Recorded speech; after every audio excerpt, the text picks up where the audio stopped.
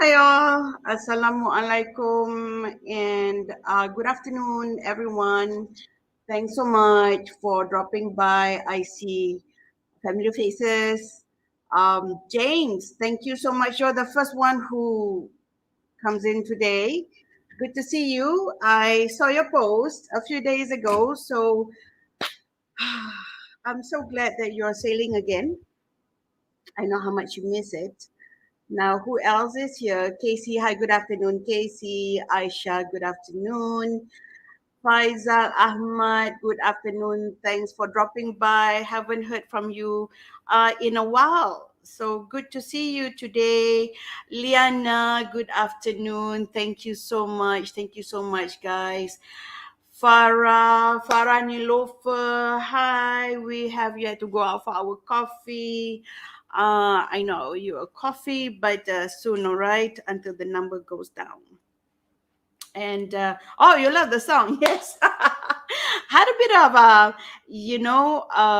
spoil for choice for the song. Had a quite a bit of a list there, so I figured something energetic would be apt for Monday morning. So how are you guys? How was the weekend? Kasturi, hi, good afternoon, and Izam logging in all the way from Malacca. How are you, Day? Hopefully you are okay and had a fantastic weekend. I know I had a fantastic few days, especially over the weekend. I have a few updates here for all of you, but before I get started, I just wanted to say hello. Happy Monday, and thank you again for dropping by in my weekly session. And the career doctor by HRB asked me anything, and it just so happened that I realized today that this is my fourth session. Now, having said that, fourth session doesn't really mean anything comparison to my other friends. For example, James have some really successful sessions for the past many months. Rizal with his sessions as well, Cheryl and a few others. So me in my session 4, where I'm still taking baby steps, so I hope to ramp it up because there are just so many questions that came in, and I do want to make sure that I will try to address all of them. Some came in over the DM, some came in through WhatsApp.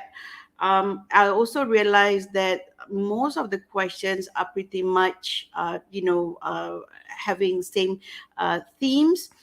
And today, what I'm going to talk about is a list of questions that revolve around interviews. Okay, so very interesting. These are some of the questions that came in through various channels in regards to interviews. But before I get to that, I just want to have an update here. All right. So first and foremost, I wanted to congratulate Mr. Revor Ensign.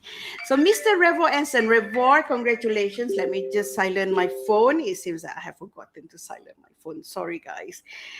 Otherwise, it'll drive me nuts. Okay, there you go. Phone on silent. Okay. Oh, hi, Raslin. Good to see you here today. Yes, coming back to Mr. Revo Ensign. Revo, congratulations for your new job with Decathlon as a sports department leader. So congratulations. Had a quick chat with him over the weekend. I hope you'll do well with the new onboarding process, and I look forward to perhaps meet up with you one of these days. I'll go and bug you at one of the Decathlon outlets. George and I were big fan of Decathlon outlets, and we usually go to the one in Damansara. It's pretty big. It's really cool. Stuff are really good, and so I look forward to meet up with you very soon, as soon as the COVID numbers drop down. Okay, all right. So that is a congratulatory note for Revor. I also wanted to express my gratitude to Mr. Joynal Abdin. All right, so a few nights ago, actually, it was on last Friday. Yes, last Friday. Mr. Joyner Abdin and we got onto Zoom and did a quick recording on matters that speak to our hearts, which is on employability. So we came up with a topic, employability and career development essentials. Over last Friday, had a well of a time discussing, the landscape of global employability, for example. And because Mr. Joyner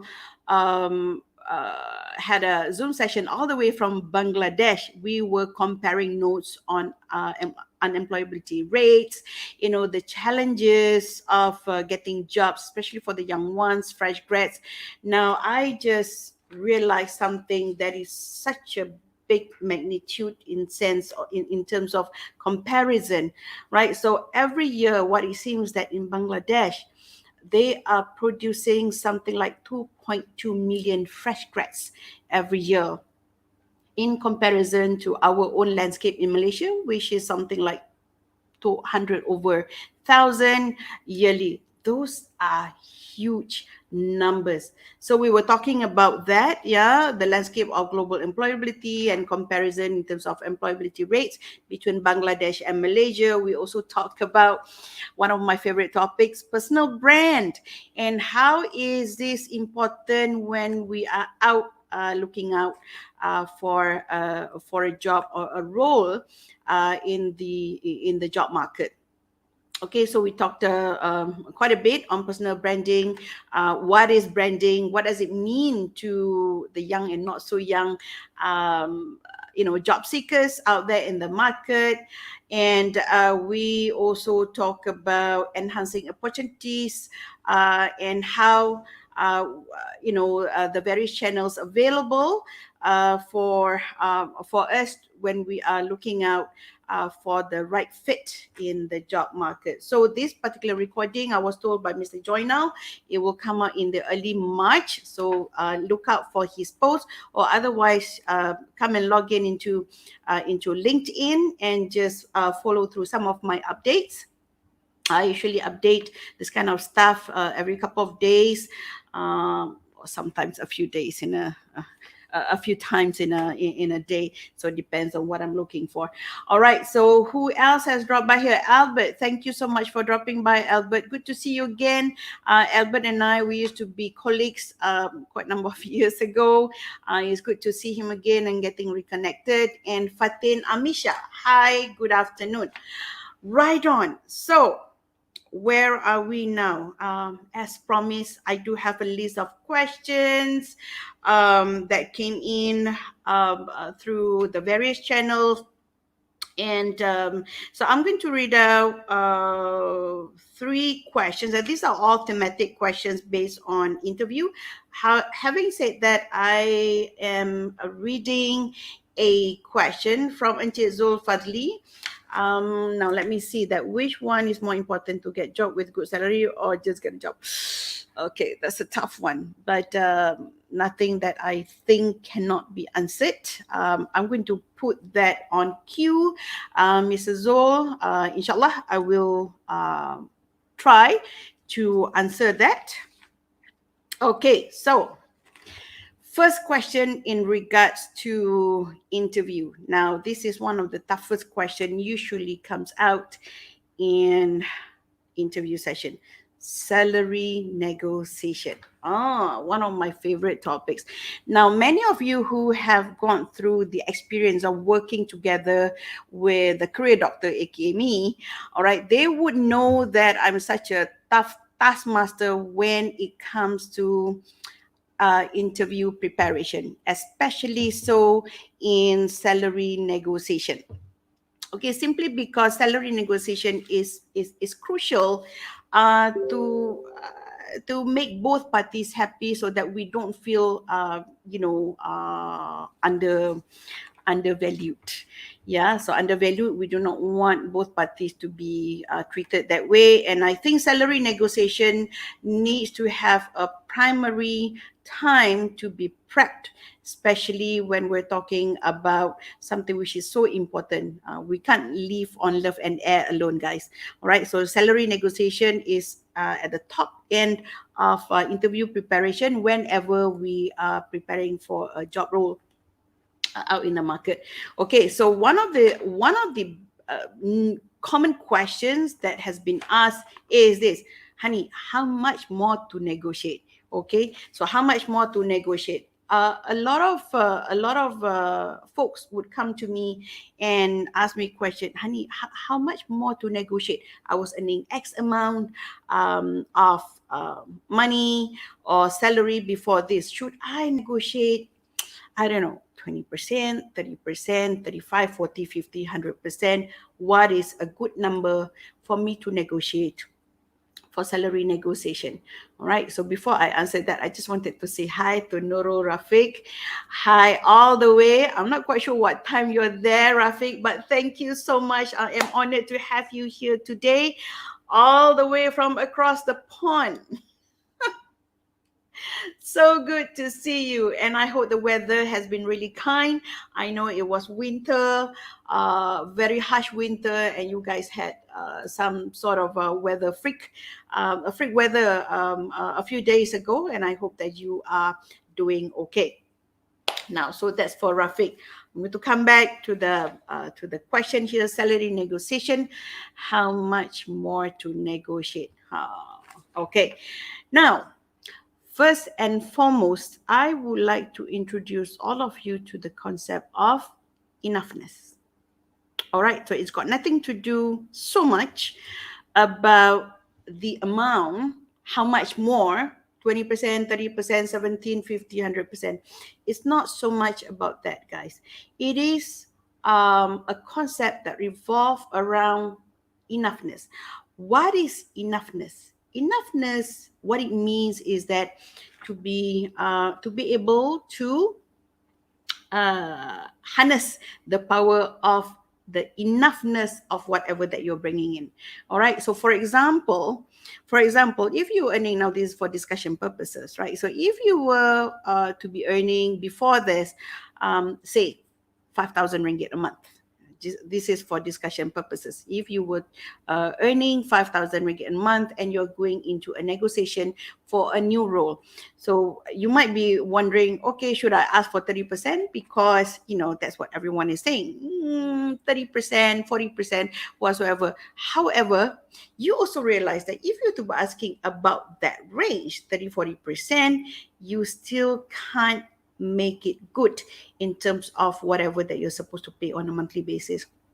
You're still ngam. Okay, that is not the way to live.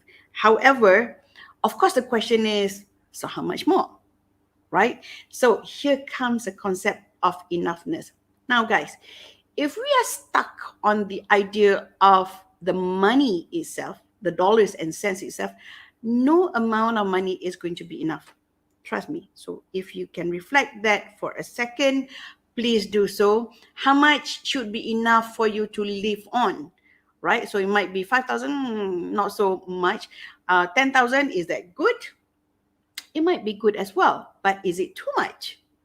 So when we are not stuck to a certain number, i.e. 20, 30%, right? But instead of looking at what is good for you, good for you to live on comfortably, you can take your family for a holiday and have a little bit of extra. What else? You can put away to your savings or retirement, and do good deeds for your community. Those are a good start of the concept of enoughness. The reason being is that when we are stuck with a certain number, say, oh, should I go for 50%? Then your mind will be stuck on that number, even though it may or may not be enough for you. Okay, it'll drive you nuts. I can tell you that. So when we remove the pressure of going into the numbers first, I'm not saying that it's not important, right? But you are looking at the negotiation in a little bit of a different way. We're now removing the stress of negotiating for a number. Now, what you are negotiating is what is good for you and what is fair for both parties. I hope that's making sense. Okay, and there will be situations where the interviewer will want to negotiate a certain number as well. So this is great. Again, the key word here is negotiation. Okay, number one, do not downplay the element of, here comes, likability. Okay, so before you go into the interview session, usually a series of session, one session or two session, three session, whatsoever, backtrack a little bit. I would usually prep my client to do quite a bit of research about the interview, about the panel of interviewers. All right, so likability is quite important if you manage to get through to the fact that interviewers are human beings as well. So they have like and dislike. You may be able to find them online, the kind of work that they do and all that. So harnessing the knowledge from your research about your interviewers makes sense. All right, you want to get into the right footing with your panel interviewers. All right, so likability is one element that you may want to prep yourself with.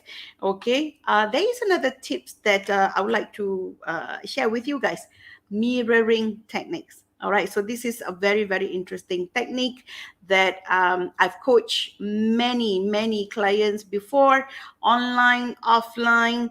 Mirroring techniques usually works. So the question is, what is mirroring techniques? So that is one opportunity for you guys to connect with me and ask me, what is mirroring technique? All right, so that is one technique that we may want to use whenever we are negotiating for salary. How cool is that, right? And then there will be one or two times throughout your negotiation. It can be any part of the negotiation of the interview that your interviewers will be asking questions. So why that number? Why that certain number after negotiating for a certain number? So make it clear. What is making it clear? Making it clear that you're not desperate, okay? Making it clear that you are not desperate mode. The reason being is that once you go into a negotiation mode with a desperation attitude, whatever that comes out from your mouth and your behavior, your body language will tell the others that you are in desperate mode. So what happened when you are in desperate mode? You are no longer in the upper hand of negotiation. All right, you do not have the right card to play to negotiate for your offer. Okay, so do not be desperate. You must not come into an interview session in a desperate mode. All right, so again, say why, say very clear why this particular range. Bring in the fact that you have the right skills, you have the right competencies.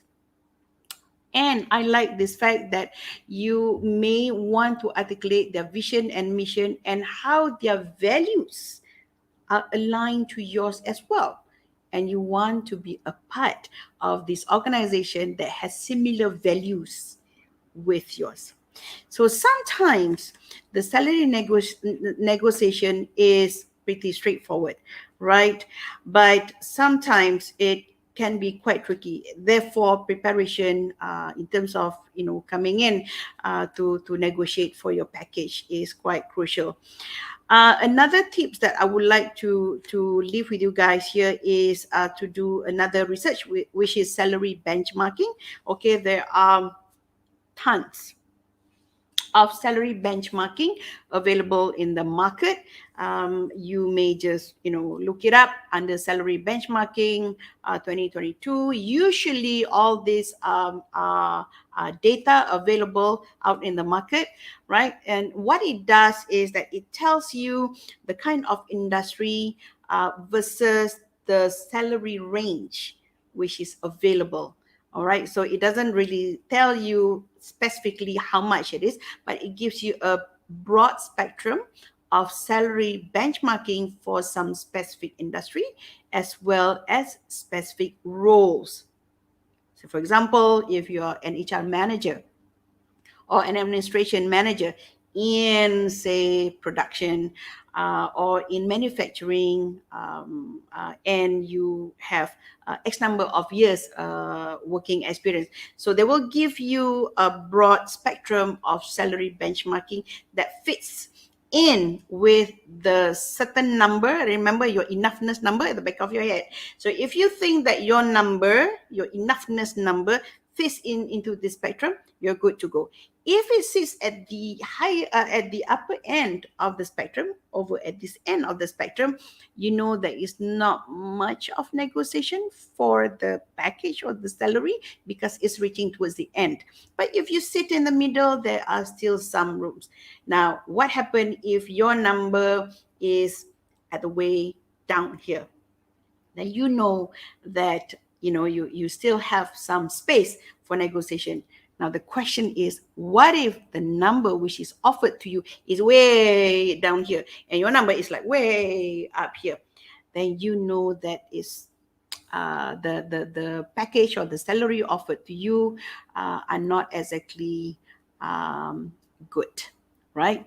So this is where you need to decide as a candidate whether you're going to stick and take that offer or you're going to walk away. I find that one of the main challenges as a candidate who sits in towards the final end of interview is to know when to walk away, despite the fact that you really need the job. You know that the job fits and it sounded exciting and all that. Again, one of the toughest thing to do as a candidate who sits in an interview is to know when to walk away. Okay, so if I were to be working with you as a career coach, we would be able to have this particular conversation when to walk away in interview session or after being offered job roles in an organization. All right, so salary negotiation. We're going to move on to the next question. This is one of my favorites, and I think all of you may have had this question asked of you. All right, how to answer the dreaded question? Tell me about yourself. Okay, so tell me about yourself, or another variances to it. Can you please tell me about yourself? What is your background and things like that? But all these questions are pretty similar in its nature. Basically, what they want to hear, your panel interviewers want to hear a few things. Number one is how you articulate yourself, yeah, and number two, whether you are good at, say, for example, communication, right? So sometimes all of these are all bundled together, but you get nervous, and that's quite understandable. I mean, you are sitting in an interview, you don't want a job, it looks exciting, but here's the thing. All right, so this particular question, tell me about yourself, actually you can manage it quite well. There are many ways to answer this. There are many ways to answer this. However, I'm going to share with all of you one of the easiest tips on how to answer this particular interesting questions. Okay, so only 3 things that you must remember. Only 3 things. Actually, 3 steps. Current, past, and future. Current, past, and future. So what has it got to do with answering a question, tell me about yourself? So let's just go back to the first step. All right, current. What you need to know, what you need to do is to write down a full script about your current, your past, and future. All right. So the current is basically sharing with your panel interviewers on your current situation. If you're working with a certain specific industry, please do share. How many years of working experience, do share. The kind of role that you are doing in the current organization, do share that as well. Maybe writing as well, or share with them, with your panel interviewers, a couple of success stories, the kind of things that you are proud of, the kind of achievement that you have done in your current organization. All right, so that is current. Now current, don't go start stories about 10 years ago. Okay, so that's current. And then we're going to talk a little bit about the past. All right, so the role that you've had before your current role. So if it was a senior executive, then do so. Share what was the company's name, what's the industry, what were you doing there, and the kind of achievement that you've had before in the past role. Okay, so we've covered current, we've covered past. Now about future. Future is basically coming back to the question of your interviewer asking you, why should we take you in? Okay, so most likely, and this is quite interesting, a lot of people say, okay, because I have this, that. But most likely what they want to hear is that whether you've done some research on their organization. So if you care to take a look at their vision, their mission, the kind of branding that they put out into the market, whether they appreciate honesty, whether they appreciate diversity, and if all of this stuff are aligned to your work values, please do share with your interviewers that this is one of the reasons why you like to join them. So it's no longer just talking about your competencies, your skills, your experience, but you're trying to find the sweet spot why both of you should be working together. Okay, so 3 things, or rather 3 steps that you'd like to work on whenever you are being asked. Tell me about yourself, current, past, and future. Okay, so I hope you guys are taking notes on this. Now let's see who else has just stepped in. Ellie, I love your earrings. Do you like it? Thank you so much. This is by a jewelry designer. She's a Sarawakian. I'll be very happy to share the link. Her Instagram link in my post later on. It's really great. These are all beautiful customized pieces. So instead of what do you call that, working on organization, on corporate organization, this particular designer has decided to be self-employed. Okay, so she's doing really, really well. I've ordered quite a bit of stuff from her, so always support the local designers. So she's really, really good. Who else is here? KZ, hi, thanks so much for dropping by. Okay, now moving on, I'm just checking on time here. Right now, let me see. So we've covered, tell me about yourself. We've covered salary negotiation. I've got a question coming in from Mr. T. All right. So Mr. T sent me this particular question a few days ago. This is a very, very interesting question. He asked me this. Why do interviewers paint a different picture of the job role, and the role is different when you join the company? So this is a situation where it's kind of tricky, because you were trying to be sold the goods, the marketing, right? And you got sold to the goods, and then when you bought the goods, you just realized that, oh my God, this is not what I was looking for. This is not what I was told that it's going to be, and all that. So you were not sold the right goods. It was the wrong goods. Okay, so why do interviewers paint a different picture of the job role, and the role is different when you join the company? with not much information surrounding this particular question from Mr. T. I can only kind of assume based on my past interaction with other clients is this: sometimes we didn't ask the right question. We did ask questions thinking that those are the right questions, but we need to ask more. Okay, but why? Let me answer you why. Why do interviewers paint a different picture? Because they want you. Obviously they want you for many reasons, because you're good at what you do, all right, and they know it. They paint a different picture because they know that their work culture sucks. Huh. They know that their work culture sucks, so in order for them to entice you to come in, they have to give you a different picture so that you bought into it, right? Of course, obviously, after that, you just found out, oh my God, no, right? So they want you, and they also know that if they tell you the truth and truth and truth, that the culture sucks, the boss are really bad, and all that, and salary is a bit delayed, and all that. Do you think you want to join the company? Of course not. That is common sense. But here's the thing. All right. So, how do we manage this? How do we manage this particular issues or challenges whenever we sit in an interview and we think we ask the right questions, and then we get nothing but the PR talk, the marketing talk, and then we realize that, oh, it sounded so rosy and peachy. Guys, got to ask the right question.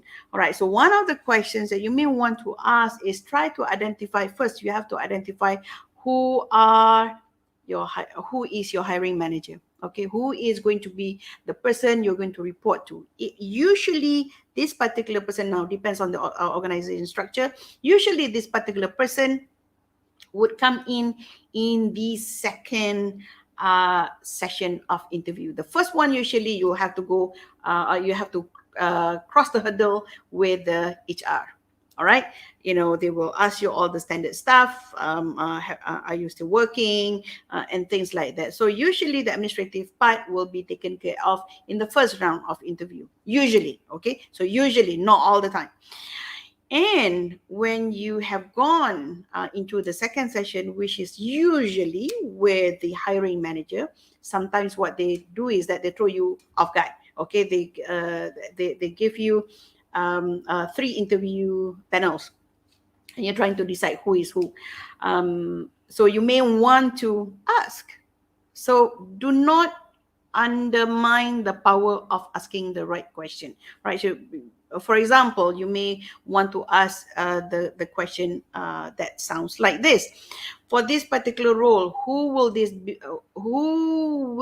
this particular role be reporting to? So remember, you have 3 panel interviewers, right? So one would be from the HR, the other one would be the hiring manager, and the other one would be the observer. Okay, so what you need to do is to ask the question, right? And you may want to start asking scenario-based questions. So you may want to also prepare yourself first with a list of many, many tough questions, but then you narrow it down to 2 or 3 key questions that you want to know from your hiring manager. If you can invite him to share, the daily activities or weekly activities that sounds like what the JD sounds like, and you can ask expectations out of him, scenario based. Ask him or her tough questions based on the JD. Now, if your hiring manager is honest enough about this particular role, you may be able to pick up all these messages. All right, again, the word is desperation. You may not want to go into an interview with a desperate mode, because all these red flags, in case that you have red flags, you may not be able to pick it up. All right, so your mind need to be ready to go into this mode. Okay, and ask tough questions. And it's okay. Do not be afraid to ask tough questions, because only tough questions, answers from tough questions will make you stronger. All right, and sometimes we have this fear that if we ask tough questions, that we fear that that these interviewers will think, ah, lama, so many tough questions like this, Fleur. We don't want to entertain him or her anymore because she's asking or he's asking too many questions. But that's okay. No, no tough question should be avoided during interview session. We are no longer living in the 70s or 80s where interviews are one way. It is a matter of finding the right fit, the right match with each other. It's just like courting, okay? It's just like finding a partner. So think of it that way. All right, Mr. T, I hope that I have answered your question.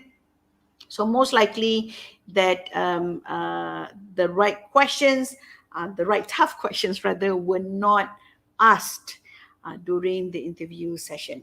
Okay, so that's the reason.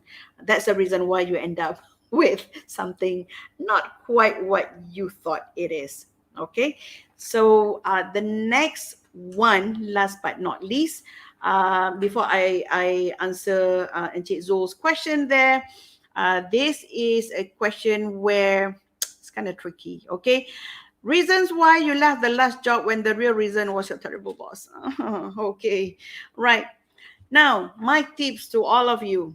We I've had bad bosses. I've had really, really, really bad bosses. Okay. But having said that, I have also had the opportunity to work with really fantastic bosses at the same time where I learn how to lead, I grow in my role and all that. But with bad bosses, they're not actually really quite bad. Sometimes I just think that they don't have enough love to go around, so they don't know what is the meaning of love and being empathetic to other people. I'm not quite sure, but I like to think so that they have not really experienced love in the truest sense, that they become really bad human beings. Okay, so we don't want that. But having said that as well, bad bosses actually teach us one or two things. To me personally, bad bosses have taught me on how not to be a bad boss. Okay, I've decided that, oh my God, I do not want to be such kind of person or a leader when I run my own company. So there you go. So that is one particular lesson that will always stuck in me whenever I had bad bosses. Well, there were not too many bad bosses that I had. It's just that they're very, very difficult people.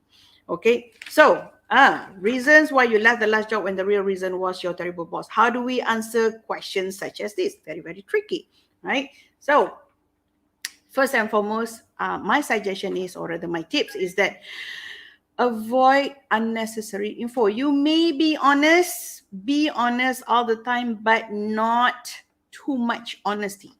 Okay, what I'm saying is that you don't cheat either, you don't lie either. You be honest with you are forthcoming with your answers, but avoid unnecessary info. Then it becomes membawang. So what is membawang? Gossip and all that. So that's not the intention, right? So avoid unnecessary info. Again, as I mentioned, be honest about it, but not going overboard. All right. So just enough. If you had left your last role because it was sexual harassment, for example, it is a very difficult topic to discuss.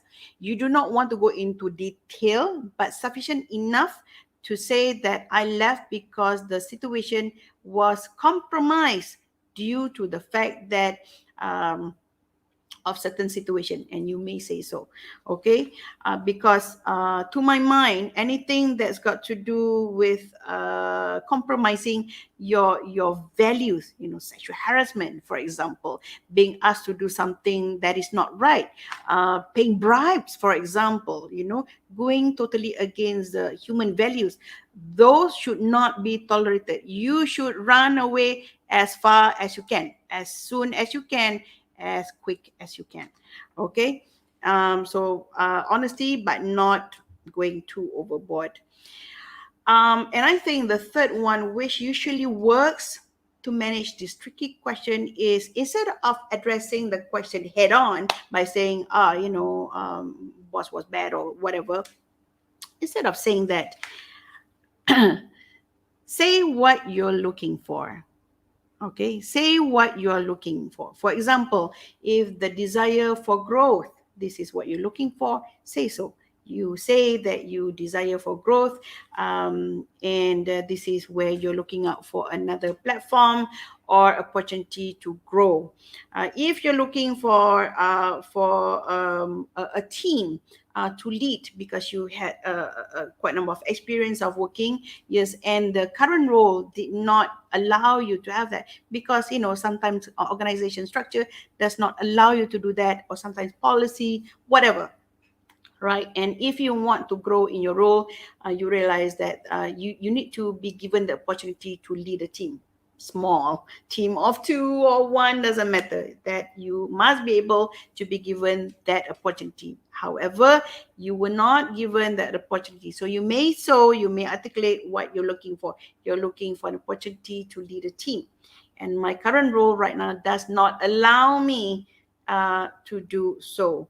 And if you're looking for advancement and growth, for example, personal growth, financial growth, or anything like that, and because there is no longer a spot for you to grow up here or this way, vertical or horizontal, and you are at a point where you feel stagnant, you may articulate what you are looking for. Okay, so very I know it sounded quite easy for now, but if we are working together in your career journey, this is definitely one particular area where we will pay special attention on how to respond to tricky questions such as this. All right, so 4 questions here that came in through the various channels. Now let me just go back to the questions that came in into the chat box. Let me just go to the first one, to Zul. Zulfazli Abdurrahman. All right. So question, which one is more important, to get a job with good salary or just get a job? Okay. It depends. It depends. Okay. So to my opinion, it depends on your situation. If you need to bring the bread to the table like today, you need a job today. So yes, you need a job like yesterday. All right. You may want to negotiate, but because you're not at the tipping point where you have an upper hand, you just have to negotiate to the best of your ability to get that job first. It may sound not fair to both parties, but remember, you are to bring the bread to the table today. Somebody needs to eat. Okay, somebody needs to bring in that dollars or ringgit, so that you can buy food for the family, pay bills and all that. Okay. However, if you have enough time to negotiate, and enough time and enough financial sustainability for the next few months, usually between 3 to 6 months, then by all means, Zul, it's a great time not to get too overboard. Hang on to your horses, and find a job where it fits into your commercial requirement, or rather your financial requirement. Again, I advise you to think about the concept of enoughness, because remember what I said, that if we are fixated on a certain number, or I must have double and all that, no amount of number is enough for us. As what the Malay saying, okay, lagi besar periuk, lagi besar keraknya. The bigger the pot is where you cook your rice, the bigger the pot is, the more the kerak. What is kerak in English? The leftover of rice in the pot, right? Because it goes in tandem to equivalent of the size of the pot. Okay, so do not get too fixated on the number, but you need to think back on what is enough for you. So what is enough between you and the others are totally different thing. Some may want to have something else. You may want to have something else. Okay, so I hope that that somewhat answer your question. The next question I have came from Sharifah Razlin.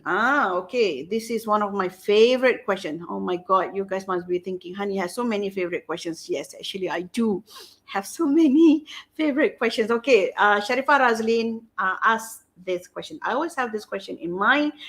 Why me?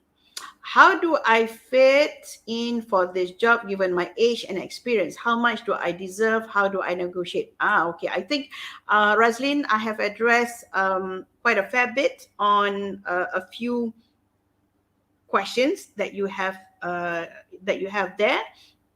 However, I just want to address one thing here. There is always the tendency to feel I'm too young, too old, too of everything. Okay, but let me tell you this, and not just for Shaifa Razlin, but to all of you here. We're all human beings, okay, and that's quite understandable that we feel or think that we're never enough. Okay, we're not beautiful enough, not tall enough, not big enough. I don't know. So we are never enough of everything, but that's your mind playing tricks. What we need to do is to harness on our strength. And there's so many, the world is abundance. So our mindset needs to come in from the world of abundance. So instead of looking at why me, am I so old? Nope, stop it. Okay, stop it. No one is too old or too young, because the minute we get into that mindset, nothing is good for us. Because if you think that you're not good enough, you know what? You're right. You're not good enough. If you think that you are too old, maybe you're right. You are too old. All right. So, Razlin, coming back to your other questions, how much do you deserve? How do I negotiate? I have addressed that. Moving on to the next one. Dun, dun, dun. Kumaraguru. Okay, cool. Scenario. First interview with hiring manager is passed. Okay, salary scale accepted. All right. And then employer arranges a surprise second interview with the president who piles up more expectations to the role. Okay. Question. How can I negotiate on re-improving the salary package? First question. Okay. Second question. How can we move about on ensuring millennials stay on the job longer? Okay. So two questions.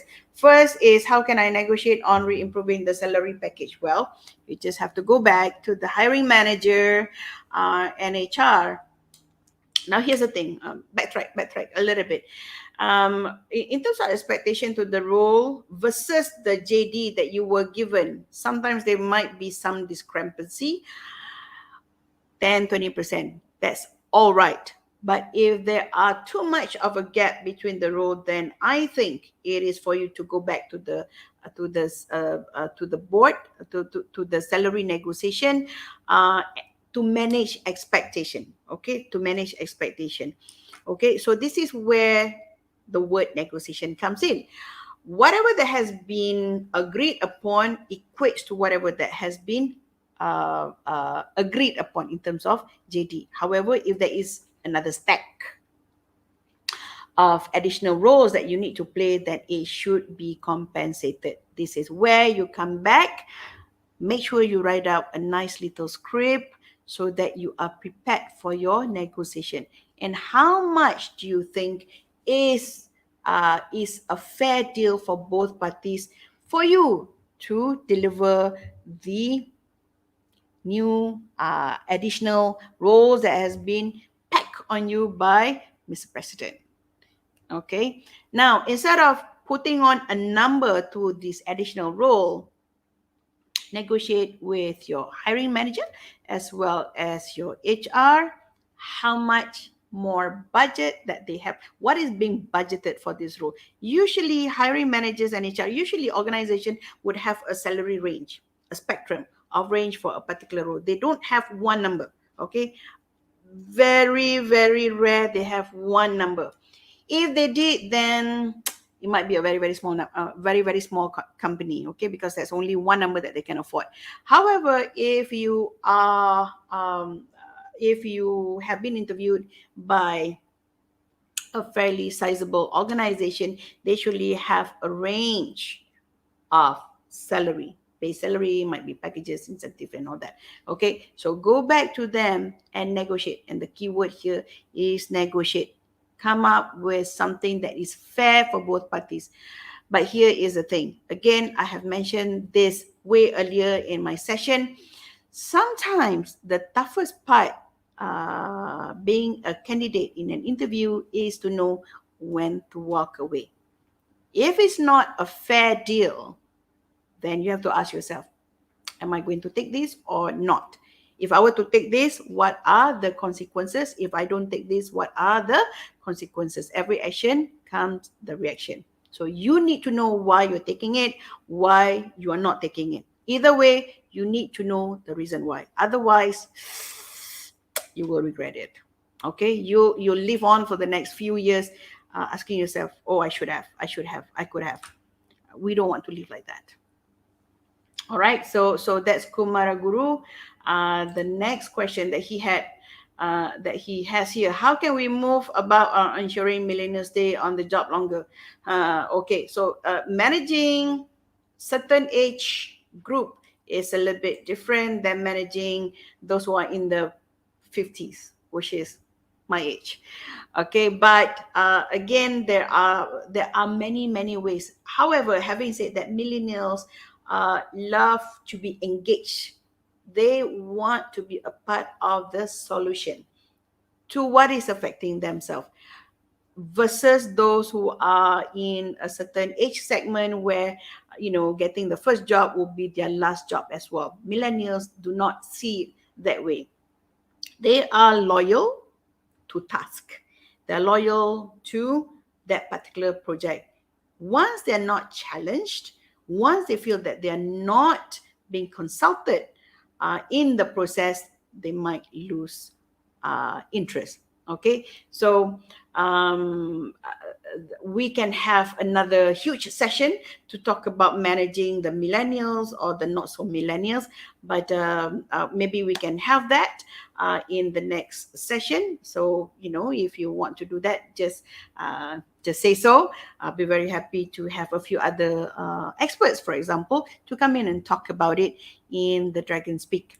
So just to make it clear, on this coming Wednesday, we have the Dragon Speak. I'm going to post the invitation to all of you. It's going to be good. It will be at 12 o'clock. If you have any question, please do so. So that will be the Dragon Speak on this coming Wednesday. But I will come back again next Monday for the Career Doctor by HRB. Ask me anything.